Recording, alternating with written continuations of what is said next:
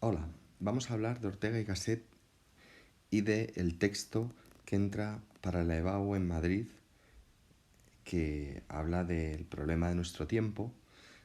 Y en este sentido, me gustaría que antes de abordar los temas principales del texto, recordáramos lo fundamental de Ortega. Os invito a que hagáis un repaso de lo más importante de Ortega para que no cojamos el texto de nuevas, sino que lo cojamos a partir de lo que ya sabemos.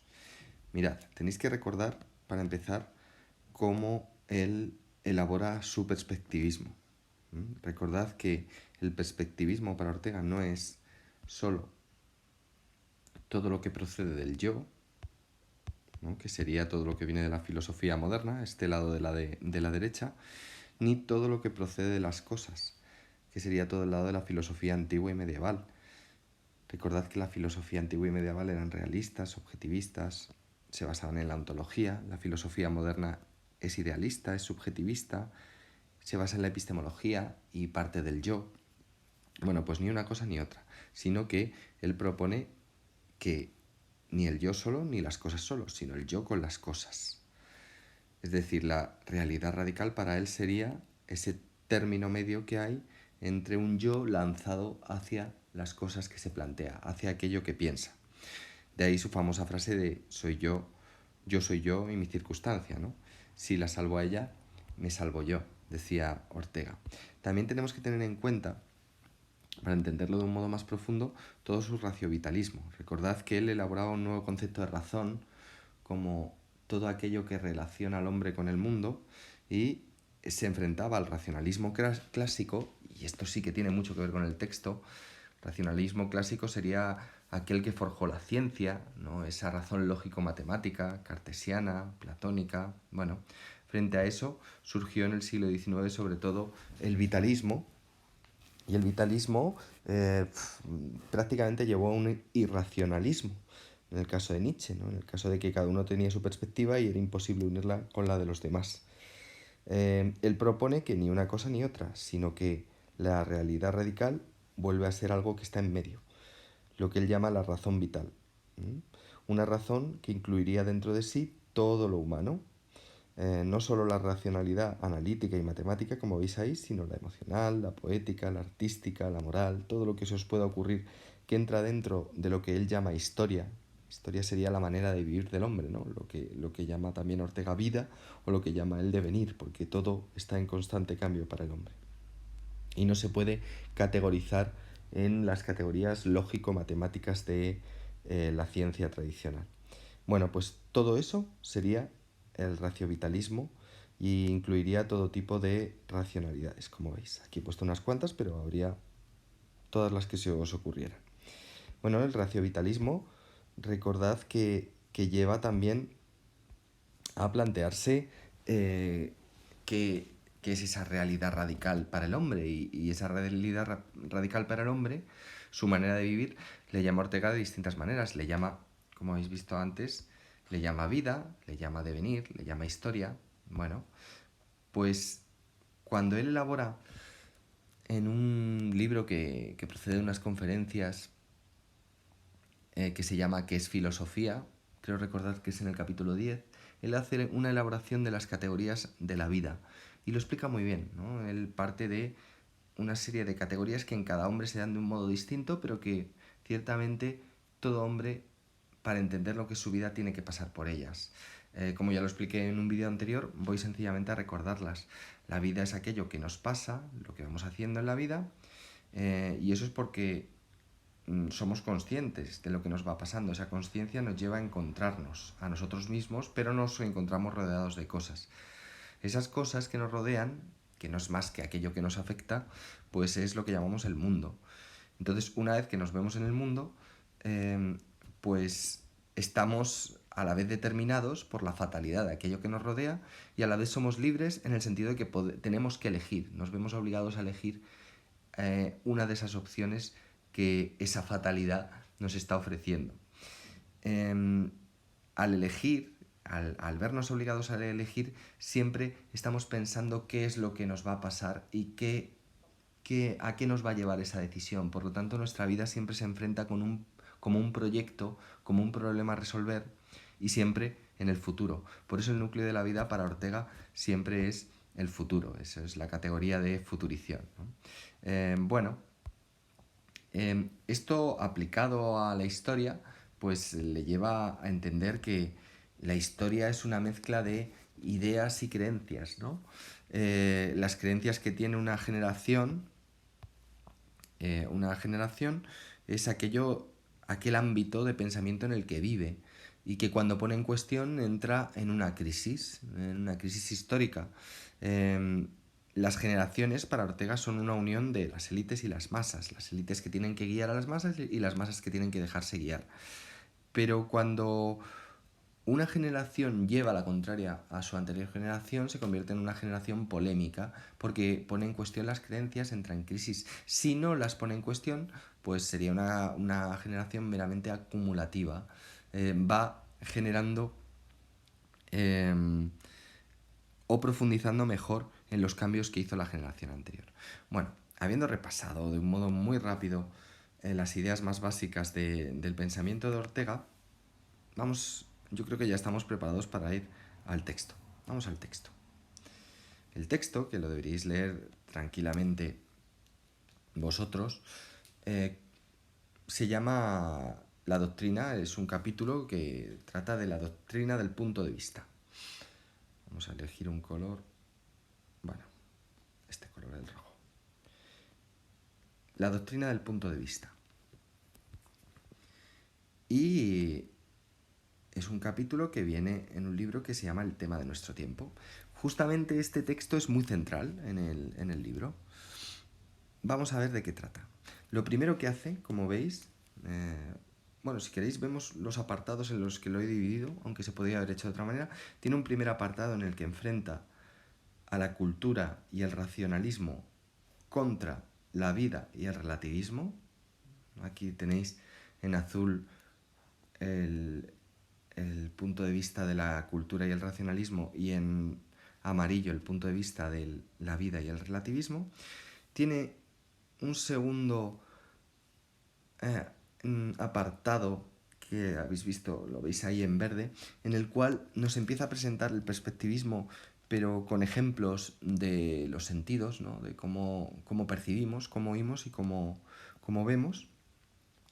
Un tercer apartado que he puesto en rojo, que para mí es el más importante junto con el párrafo final, que es cuando presenta de un modo más claro lo que es el perspectivismo. Y ahí viene el famoso ejemplo de el paisaje visto por dos personas distintas, desde dos puntos de vista distintos. Y es cuando se presenta la importancia del sujeto como un punto de vista irreductible. Luego hay otro pequeño, tal vez el más largo, no es nada pequeño, otro pequeño párrafo en el cual critica el punto de vista tradicional de la filosofía, como un punto de vista ingenuo. Y acaba, a ver si podemos leerlo, acaba con un párrafo maravilloso dedicado a volver a considerar de nuevo el perspectivismo y el problema de Dios dentro del perspectivismo, que es muy interesante. Este párrafo es muy interesante porque Ortega no solía hablar de Dios de un modo demasiado claro. Consideramos que era agnóstico, pero en este párrafo yo creo que se sitúa bastante bien. Bueno, vamos a ir párrafito por párrafito. Ya digo, si hacéis esta pregunta del comentario de texto de Levau, está bien que digáis pues de qué época y de dónde es Ortega, cuándo nació y cuándo murió, como mínimo el siglo en el que vivió, ya sabéis, primera mitad del siglo XX. Y también tenéis que decir al movimiento al que pertenece, el perspectivismo, explicar básicamente el perspectivismo o el raciovitalismo, cualquiera de los dos. Y también es bueno, siempre que empecéis a hablar de un autor, que habléis del objetivo de su obra. ¿Cuál es el objetivo de la obra de Ortega? Bueno, se puede hablar de muchos objetivos en cada autor. Yo creo que uno bonito para poner sería el compromiso, ¿no?, con la realidad.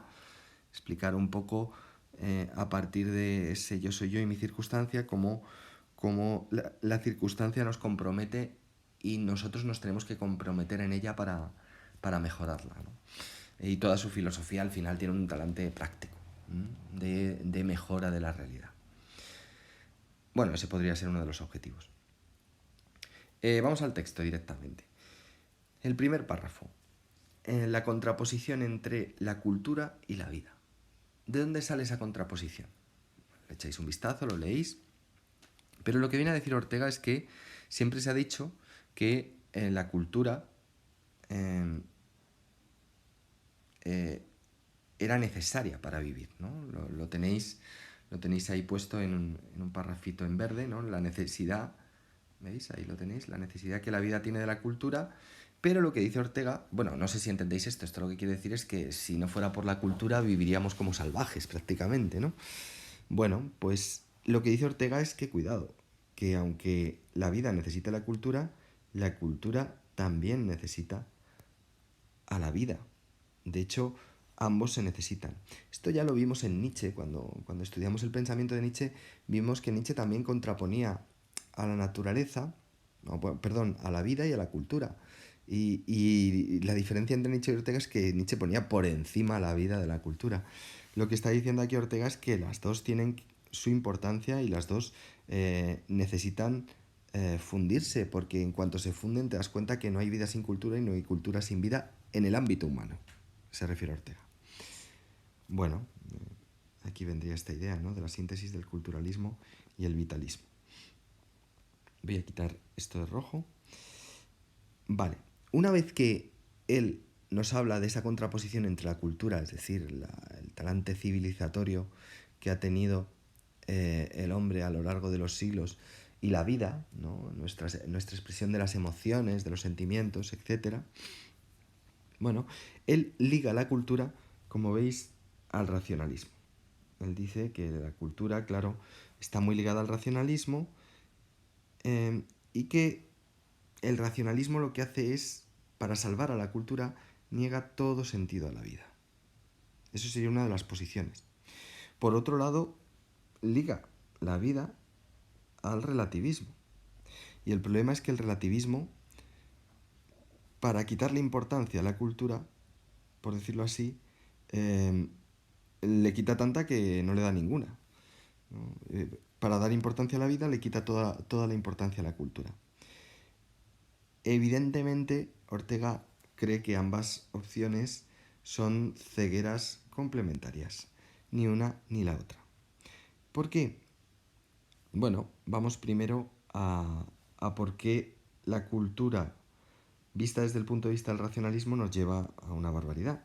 Claro, el racionalismo se basa en la noción de que el conocimiento es la adquisición de verdades únicas, eternas e invariables.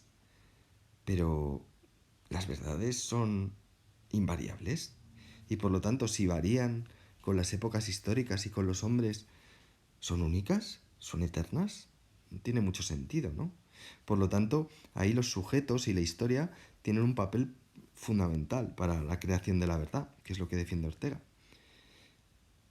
Por otro lado, la vida está ligada al relativismo, pero claro, el relativismo lo que viene a decir es que la realidad y la verdad es distinta para cada uno y que por lo tanto el conocimiento es imposible.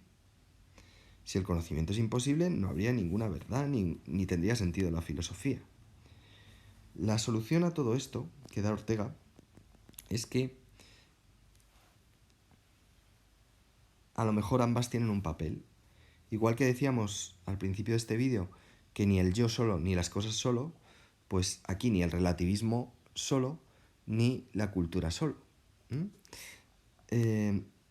O sea, ni el relativismo y por lo tanto la vida solo, ni la cultura y el racionalismo solos.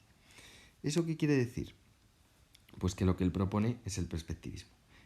El perspectivismo que une el sujeto a la realidad que está llegando a él. Pero cuidado, lo que dice en este párrafito que ya estamos viendo toda la franja verde, es que el sujeto no es un mero receptor del mundo externo, sino que lo filtra. Y filtrarlo, como veis, no es deformarlo. Sencillamente selecciona una parte. Y para explicarnos esto nos pone el ejemplo de cómo oímos y cómo vemos. Hay muchísimas frecuencias de onda que quedan fuera de nuestra percepción, pero nuestra percepción, al captar unas, las transforma en sonidos y al captar otras las transforma para nosotros en colores. ¿Existen realmente esos colores, esos sonidos? Pues algo de ellos hay, pero lo que captamos nosotros es una parte ya transformada, ¿no? Como ya decía Kant, ¿no? Aquí tenéis otra influencia de Kant que siempre influye bastante en Ortega. Pues igual que seleccionamos una parte de la realidad y esa parte de la realidad es toda la realidad para nosotros, pues nuestra historia también y las épocas que vamos pasando y el lugar que tenemos en esa historia y en el espacio en ese momento de la historia, bueno, pues también nos determina y nos hace ver la realidad de una manera concreta. Por lo tanto, como veis, todo esto tiene que ver con el perspectivismo. Para explicarlo mejor, pasamos a esta franja roja del texto donde yo creo que se elabora muy bien el perspectivismo. Vamos a leer el texto muy rapidito. Dice: desde distintos puntos de vista, dos hombres miran el mismo paisaje. Sin embargo, no ven lo mismo. La distinta situación hace que el paisaje se organice ante ambos de distinta manera. Lo que para uno ocupa el primer término y acusa con vigor todos sus detalles, ¿no? Lo que para uno es de una manera, para el otro se halla en el último y queda oscuro y borroso. Para el otro es de otra. Lo que uno ve, el otro no lo ve. Además, como las cosas puestas una detrás de otra se ocultan en todo o en parte, cada uno de ellos percibirá porciones del paisaje que al otro no llegan. Está claro, ¿no? Está diciendo que cada uno ve la realidad de una manera distinta. Ese paisaje cada uno lo ve de una manera distinta. ¿Tendría sentido que cada cual declarase falso el paisaje ajeno? Sí, ¿tendría sentido que uno le dijera, no, es que el paisaje verdadero es el que yo veo? Evidentemente no. Tan real es uno como el otro. Pero tampoco tendría sentido que, puestos de acuerdo, en vista de no coincidir sus paisajes, los juzgasen ilusorios. Es decir, no tendría sentido ni que uno negase al otro que él ve la realidad, ni que los dos se negasen que ambos ven la realidad, porque como no coinciden, que dijeran ambos que es mentira. Si os dais cuenta, la primera es la posición del racionalismo, que dice que la realidad, vista desde un punto de vista que ellos consideran el eterno y el verdadero, es el único. La segunda posición sería la del relativismo, decir que como bueno, cada uno lo ve de un modo diferente, no hay una realidad. Bueno, esto supondría que hay un tercer paisaje auténtico, el cual no se haya sometido a las mismas condiciones que los otros dos. Ahora bien, ¿y si suponemos que cada uno ve esa realidad externa de una manera distinta? Es un poco lo que nos está planteando aquí Ortega. Ahora bien, ese paisaje arquetipo no existe ni puede existir. Vaya. Qué raro. Yo creía que el perspectivismo era que había una realidad ahí externa y cada uno la veía de una manera, pero Ortega está diciendo aquí que no. Vamos a seguir leyendo. La realidad cósmica es tal que solo puede ser vista bajo una determinada perspectiva. Bueno, esto es fundamental. Cuando explicamos el perspectivismo no se puede caer en este error que os he dicho antes. El perspectivismo no afirma que hay una realidad externa y cada uno la capta desde su perspectiva. Lo que afirma es que no hay posibilidad de que haya realidad sin perspectiva. Es decir, que la perspectiva funda la realidad, forma parte de la realidad. ¿Vale? Toda realidad la vemos desde una perspectiva y nos imaginamos que está ahí más allá de nuestras perspectivas. Pero ¿qué sería una realidad sin perspectiva? No sería nada, ¿no? ¿Qué sería una mesa sin el punto de vista desde el que la miramos? Nada. Por lo tanto, la perspectiva es fundante y forma parte de la realidad. Bueno, sigo leyendo. La perspectiva, voy por aquí. La perspectiva es uno de los componentes de la realidad. Lejos de ser su deformación, es su organización. La perspectiva es cómo organizamos la realidad. Una realidad que vista desde cualquier punto resultase siempre idéntica es un concepto absurdo. Y esa es la realidad tal y como la han pensado los filósofos. Los filósofos han pensado que uno de esos puntos de vista era la realidad absoluta y que lo demás eran, pues eso, perspectivas de esa realidad. Fijaos aquí la crítica que hace a uno de sus filósofos preferidos, Spinoza. Dice: lo que acontece con la visión corpórea se completa igualmente en todo lo demás. Todo conocimiento lo es desde un punto de vista determinado. La especie aeternitatis, es decir, la realidad eterna de Spinoza, el punto de vista ubicuo absoluto, no existe propiamente. Es un punto de vista ficticio, abstracto. No dudamos de que sirva para el conocimiento, pero no es la realidad, ¿vale? Es solo una abstracción. Eso es lo que nos está diciendo. O sea, que el punto de vista de la ciencia, de la objetividad pura y dura, de los hechos puros, no existe. En esto estaría de acuerdo Ortega con Nietzsche. Seguimos. Entonces, esto nos lleva a que tenemos que reformar completamente la filosofía, porque no hay un punto de vista real, lo que hay es distintos puntos de vista, distintas perspectivas de la realidad.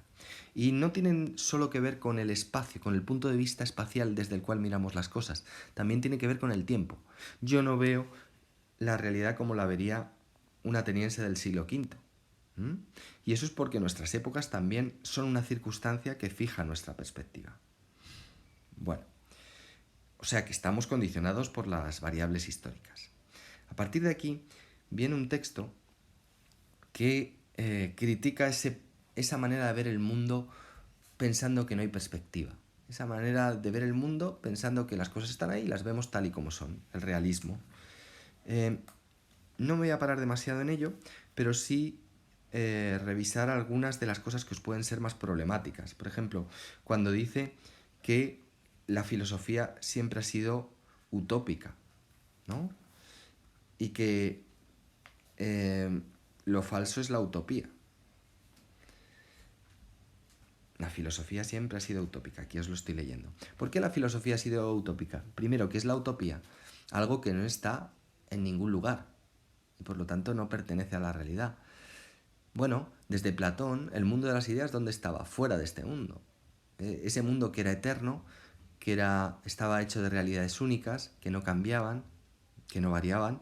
Bueno, ¿qué mayor utopía que esa de Platón? Bueno, pues a partir de ahí hemos heredado siempre esa concepción de que hay una realidad que es verdadera, que no cambia, que no varía, y eso lo ha defendido la filosofía. Para poner un ejemplo práctico, aquí Ortega se va a los autores del 480. Los autores del 480, fijaos, aquí tenemos este famoso cuadro, tenemos también a Botticelli. Este está en el Prado, este es una maravilla, a ver si os pasáis a verlo. La Anunciación. Bueno, tenemos un montón de cuadros de los autores del 480 italiano, y lo que nos dice aquí Ortega es que cuando miramos estos cuadros, perdonad que aquí se ven un poco mal, no quiero abrirlo, nos parecen ingenuos, porque tratan de ver las cosas sin pasar por el sujeto. Y entonces, claro, les sale una concepción del mundo, como veis, en cierto modo en 2D, ¿no? En 2 dimensiones. Le falta algo. Le falta la vida que va a tener la pintura posterior, que va a estar preñada de sujeto, ¿no? Tal vez nos vamos a pasar a un subjetivismo excesivo. Bueno, dice Ortega, fijaos, que esa ignorancia del sujeto y de sí mismo nos resulta ingenua, nos gusta, nos parece maravillosa. Y es tal vez por eso por lo que nos gusta la filosofía cuando se dedica a estudiar cosas eternas, ¿no? Aquí lo tenéis. Nos gustan lo esquemáticas que son, lo sencillas que nos parecen. Entonces, evidentemente, nos gusta pensar que el mundo está ordenado, que es sencillo y que lo podemos ordenar nosotros. Pero el mundo es mucho más complejo, porque el mundo, al tener que contar con todas las perspectivas, evidentemente es un mundo que nunca se acaba de conocer del todo. Recordad el concepto de Alecella de Ortega, de la verdad como un proceso en el cual vamos abriendo nuestra perspectiva sobre la realidad, unificándolo con perspectivas de otros y de otras épocas históricas. Bueno, vamos a pasar al último párrafo, este que tenemos en morado, en el cual yo creo que coge el perspectivismo y lo mezcla con la idea de Dios. A ver, voy a resumiros la idea básica que nos quiere dar Ortega. Ortega se pregunta, bueno, ¿y Dios? Todo el mundo que cree en Dios, ¿qué hacemos con Dios? Dios sería ese que nos garantiza que exista una realidad objetiva externa a nosotros, o, visto desde el perspectivismo, alguien podría pensar que Dios es el conjunto de todas las perspectivas, ¿no? Es el que ve todas las perspectivas que vemos nosotros, ¿no? Al estilo que podría decir un Leibniz, ¿no? Sin embargo, Ortega le va a dar la vuelta, va a decir, cuidado, porque Dios no es la causa de las perspectivas. A lo mejor la idea de Dios es el resultado de imaginar que se pueden conjuntar todas las perspectivas. Es decir, que nosotros no vemos la realidad por Dios, sino que en todo caso, y aquí está haciendo una pequeña ironía, una pequeña broma, Dios ve la realidad a través de nuestras perspectivas. Vamos a leer el texto para dedicarle el tiempo que necesita y acabamos con ello. Dice, de esta manera, la peculiaridad de cada ser, su diferencia universal, lejos de estorbarle para captar la verdad, es precisamente el órgano por el cual puede ver la proporción de realidad que le corresponde. Volvemos al perspectivismo. No hay realidad sin perspectiva, por lo tanto, nuestra perspectiva funda la realidad. Nuestros órganos no solo no nos dificultan captar la realidad, sino que si no fuera por ellos, no captaríamos nada. De esta manera, aparece cada individuo, cada generación, cada época. Fijaos qué bonito, ¿no? Todos los determinantes, todos los condicionantes que tenemos a la hora de elaborar nuestra perspectiva. Recordad, el lenguaje también es uno de esos determinantes. Aparecen todos estos como condicionantes de un conocimiento insustituible. La verdad integral solo se obtiene articulando lo que el prójimo ve con lo que yo veo, y así sucesivamente.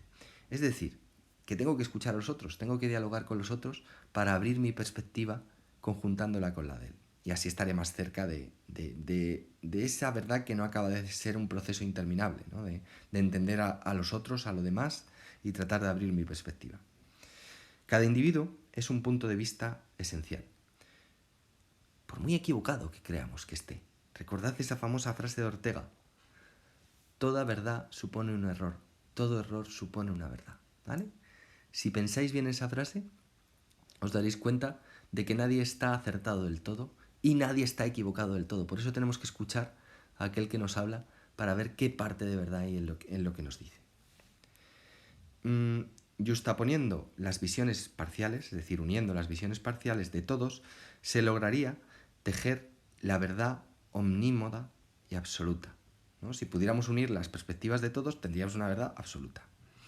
Ahora bien, esta suma de perspectivas individuales, este conocimiento de lo que todos y cada uno han visto y saben, esta omnisciencia, ya sabéis, saberlo todo, esta verdadera razón absoluta, es el sublime oficio que atribuimos a Dios. Claro, aquí sale el tema de Dios. Pues bueno, esto de la omnisciencia, de si alguien pudiera ver todas las perspectivas, ¿no sería Dios? Dios es también un punto de vista. Ah, qué bonito. ¿Cómo que Dios es un punto de vista? Sí, nos está diciendo Dios sería el punto de vista de todos los puntos de vista, ¿no? Pero no porque posea un mirador fuera del área humana que le haga ver directamente la realidad universal, como si fuera un viejo racionalista. Claro, Dios sería el viejo racionalista que puede mirar desde fuera. De tal modo es verídica nuestra perspectiva y auténtica nuestra realidad, ¿no? A ver, esto diría el racionalista. Esta es mi perspectiva, esta es la realidad, y justamente es la de Dios, ¿no? Porque es la objetiva. Bueno, solo que Dios, como dice el catecismo, empezamos con la ironía, ¿lo veis? Está en todas partes. Y por eso goza de todos los puntos de vista. Y en su limitada vitalidad recoge y armoniza todos los puntos de vista nuestros en nuestro horizonte. Y armoniza todos nuestros horizontes. Vale. Falta la S, era lo que me estaba perdiendo. Dios sería lo que armoniza todos nuestros puntos de vista, creando todos nuestros horizontes. Esto de que Dios es el horizonte de nuestro modo de ver la realidad está en común con algo que también decía Heidegger cuando hablaba de Dios, ¿no? Vale, seguimos. Dios Es el símbolo del torrente vital, a través de cuyas infinitas retículas, infinitas redes, va pasando poco a poco el universo, que queda así impregnado de vida, consagrado, es decir, visto, amado, odiado, sufrido, gozado. Cuidado, porque si dijera Dios es el torrente vital, estaría hablando de que Dios existe, pero es que habla de que es un símbolo. Dios es el símbolo de ese torrente vital, de lo que es el devenir, de lo que es la vida, ¿no? De cuando pensamos en la autenticidad de la vida, la desligamos enseguida de nuestra perspectiva y si la objetivizamos, entonces nos sale como símbolo Dios. Pero si seguimos pensando que nosotros somos fundamento de esa vida y que no existe esa vida sin nosotros, entonces Dios no tiene ningún papel o tiene un papel solo subsidiario del punto de vista del que estamos mirando. Subsidiario es secundario. Y acaba el texto, dice, sostenía Malebranche que si todos conocemos alguna verdad es porque vemos las cosas en Dios. Bien, Malebranche, que hablaba a partir de la creencia en Dios, decía que, pues, que cada vez que vemos la verdad es que en cierto modo estamos mirando las cosas como las vería Dios. Y sin embargo dice Ortega, más verosímil me parece a mí lo inverso, que Dios ve las cosas a través de los hombres y que los hombres son los órganos visuales de la divinidad. Es decir, no es que nosotros veamos las cosas a través de Dios, sino que Dios mira a través de nosotros y nosotros somos los órganos sensitivos de Dios. ¿Esto qué quiere decir? Pues que está jugando con una idea, con una metáfora, ¿no? Para él Dios es una metáfora de la unión de todas esas perspectivas. Digamos que sería el culmen al que le gustaría llegar a Ortega, a que se unieran todas esas perspectivas, pero sabe que es imposible. Pero bueno, como símbolo está bien, ¿no? Por eso conviene no defraudar la sublime necesidad de que nosotros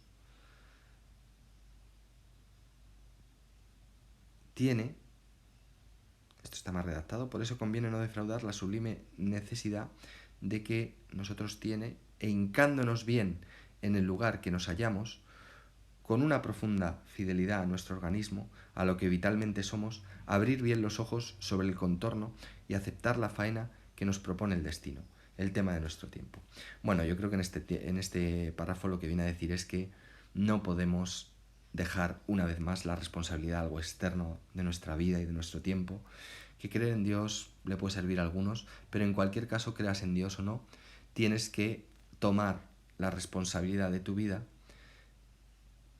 ser consciente de tu perspectiva, ser consciente de las cosas que te rodean, hacerte cargo de ellas y llevar esa vida auténtica de la que hablábamos en las categorías de la vida. Y ese es el tema de nuestro tiempo. El tema de nuestro tiempo es que nuestra perspectiva es insustituible, que somos órganos, receptáculos de Dios, si quieres, y Dios no es más que nuestro destino en la vida. Lo que tenga que ser de nosotros será en gran parte o provendrá en gran parte de lo que hagamos. Así que, de nuevo, Ortega vuelve a apelar a nuestra responsabilidad, y ese es el tema de nuestro tiempo. Darnos cuenta de que somos fundamentales, somos insustituibles, que la realidad no existe sin nosotros y la realidad será aquello que nosotros queramos que sea. Con esto yo creo que he explicado básicamente algunos de los aspectos más importantes del texto de Ortega. Espero que os haya servido.